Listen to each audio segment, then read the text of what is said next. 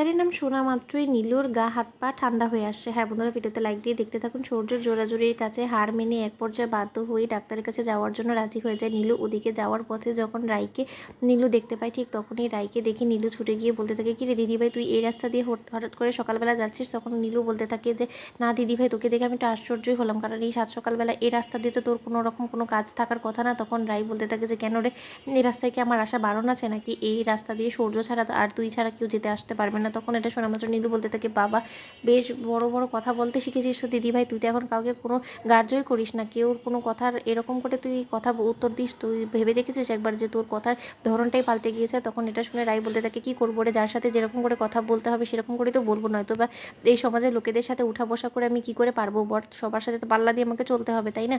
তখন নীলু বলতে থাকে, তা তোর এই চ্যাটাং চ্যাটাং কথাটা তোকে কে শিখিয়েছে? তোর ওই বস অনির্বাণ? তখন এটা শোনা মাত্র সূর্য এসে পড়ে। সূর্য এসে বলতে থাকে, কি ব্যাপার নীলু, তোমাকে তখন থেকে আমি ডাকছি, তুমি সাড়া দিচ্ছ না যে? তখন নীলু বলতে থাকে, এই যে এখানে দিদিভাইয়ের সাথে দেখা হয়ে গেল, তো তার জন্য একটু দাঁড়িয়ে পড়লাম ওর সাথে দু চারটা কথা বলার জন্য। তখন রাই বলতে থাকে যে, হ্যাঁ রে নীলু, তোর তো ডাক্তারের কাছে যাওয়ার কথা ছিল, তা ডাক্তার কি বললো? তখন নীলু বলতে থাকে, তুই আমার ডাক্তারটা নিয়ে না হয় নাই মাথা ঘামালি, কারণ তোর তো আর আমার আনন্দে আনন্দ হবে না। তাই রাই বলতে থাকে যে, কেন আনন্দ হবে না বলতো? তখন নীলু বলতে থাকে, তোর কি এটা সহ্য হবে বল, যে আমি মা হতে চলেছি, সেই কথাটা তো তোর কোনো মতেই হজম হচ্ছে না, তাই না?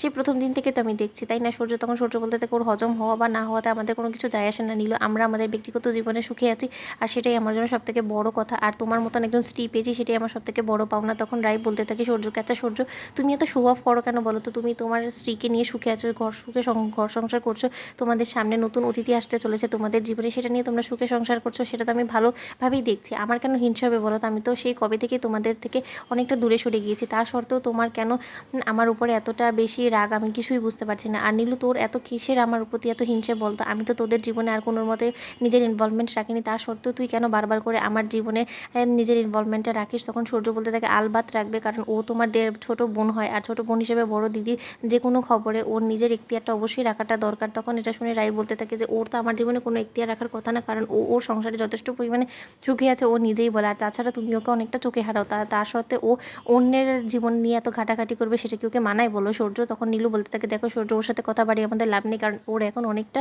চ্যাটাং চ্যাটাং কথা হয়েছে। হাজার হোক ওর বস এখন ওকে সাপোর্ট করে এইসব শিখাচ্ছে, তাই না? তখন রাই বলতে থাকে যে, হ্যাঁ রে, আমাকে আমার বসই শিখাচ্ছে, কিন্তু তাতে তোর কি বলতো? তুই তোর জীবনে সুখে থাক না।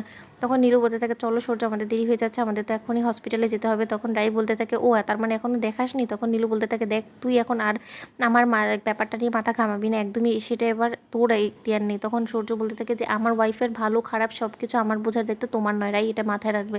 তো বন্ধুরা, ভিডিওটি ভালো লাগতে হলে অবশ্যই লাইক, কমেন্ট, শেয়ার করে সাবস্ক্রাইব করো।